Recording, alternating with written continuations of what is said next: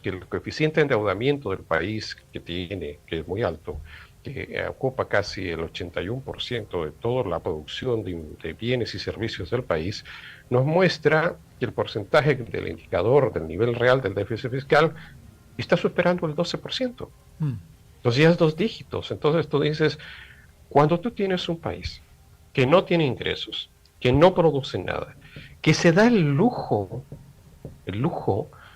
de detener sus exportaciones porque supuestamente en su desesperación requiere esa materia prima para la, comillas, producción de diésel, como es el caso del aceite, o para poder abastecer los mercados bajo el criterio del agio y la especulación, cuando no es capaz de asumir su propia responsabilidad, porque el presidente no ha asumido su responsabilidad, su gobierno no es responsable de nada, es un gobierno de angelitos, no tiene ningún problema, ellos han hecho todo lo que se ha podido hacer, pero no pueden conseguir estabilizar la economía, cuando le echa la culpa a la Asamblea por más de 1.000 millones de dólares en créditos, que ya no sé para qué los necesitamos, porque no tenemos tiempo ni tenemos plata para devolverlos, con un índice Para la de campaña. riesgo país tremendamente alto, perdón.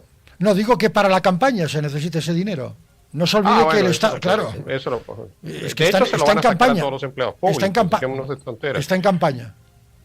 Exacto, a uno de es eso. El otro que tiene es el tema que le echa la culpa a las caseritas. O sea, no, es que mire, la especulación es de la señora que está sentada en el mercado, que pone su cajoncito de tomate, ¿ya? Y que de él saca dos o tres para poder comer ese día, y el resto lo pone ahí para poder vender, y lo que le sobra lo vuelve a meter, y al día siguiente hace lo mismo, porque ese es el tipo de economía que nosotros tenemos en las ferias y mercados. Y le echa la culpa a esa señora. O, ¿no es cierto?, le echa la culpa a la crisis a todo el mundo, pero no puede ser el gobierno el que en ningún momento está planteando la posibilidad de que haya tenido. Y en el medio de eso aparece otra vez esta dicotomía política entre lo que él quiere ser, el candidato que desea ser para la presidencia, con su rival, o su, comillas, archirrival, que en mi opinión no creo que sea así, Evo Morales, que como tú bien dijiste, hace 2 o 3 días, en una entrevista, si no me equivoco, a una periodista española, se le ocurre decir que sus delitos de Evo Morales eran un secreto a voces. Entonces, todo el mundo que me conoce acá, por lo menos en Chile, me decía, oye, el presidente Bolívar sabe lo que dijo, porque lo que ha hecho es públicamente, internacionalmente, ha reconocido que él es cómplice, que él ha encubierto a una persona que ha cometido un delito de esa característica.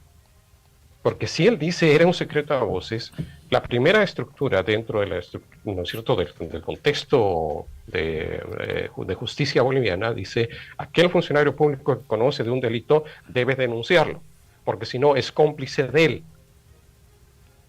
Entonces, ahí viene la estructura. Entonces dices, no puede ser posible que el presidente, ante una conferencia, ante una entrevista, diga que tiene todavía a un archienemigo al cual lo están tratando de buscar, comillas, para de tomarlo preso en Chapare, donde está oculto, protegido y todo lo demás, mientras que a otros opositores los han sacado a las 2, 3 de la mañana, casi en cueros, de su casa, arrastrados de los cabellos o secuestrados cruzando los autos, y muchos de ellos, inclusive en la frontera, porque no han tenido la oportunidad de poderse defender. Y en menos de 24 horas, y sin una orden de detención. Y después le fabrican la orden de detención y se la muestran a la población diciendo, aquí está la orden de detención, lo andábamos buscando y el señor se estaba ocultando. Entonces, ese tipo de cosas nos muestra que no hay un criterio y que al final estamos diciendo que él mismo dice, Morales ha buscado bloquear la economía y convulsionar el país, pero no ha sido capaz de decir tampoco que en eso él tiene tanta responsabilidad y su gobierno tiene tanta responsabilidad, no solo en el deterioro económico, sino en el deterioro social y sobre todo en el deterioro político. Entonces, cuando uno hace si quieres hacer un resumen de lo que está pasando, en 3 palabras podríamos ver el actual contexto en Bolivia. Primero, crisis. Después, polarización. Y después, incertidumbre. Crisis porque la recargada combinación de estos bloqueos políticos, de un gobierno dividido, de la degradación de las instituciones, la inestabilidad económica, estos vientos de conflictividad social que se nos avecinan, que obviamente tienen un pequeño veranito de San Juan durante este periodo, porque yo siempre he dicho, Bolivia se para entre el 20 de diciembre, 20-21 de diciembre y no retorna a actividades sino hasta más o menos el 1 de abril. ¿Por qué? Porque viene todo enero, que es fiestas de gobierno, ¿no es cierto? Viene, ¿no es cierto?, a las citas, después viene carnavales, las precalas, el carnavaleros y los post-carnavaleros, y Cierto. después viene Semana Santa, y recién el país como que despierta y dice, nos habíamos olvidado que existimos y tenemos que empezar a trabajar. Y ya aparece eso, y en el medio entonces también van a ir los conflictos con la Central Obrera Boliviana. En abril se supone que van a empezar a decidir cuándo se van a hacer las elecciones, quiénes van a participar, una oposición que aparece con, discúlpame mi expresión, por favor, yo sé que no te gustan mucho los epítetos, pero de cuatro fantásticos Los- que aparecen, ¿no es cierto?, ante la Esta es televisión. nueva. Esta es nueva, Ya, la de los Cuatro Fantásticos es nueva, sí.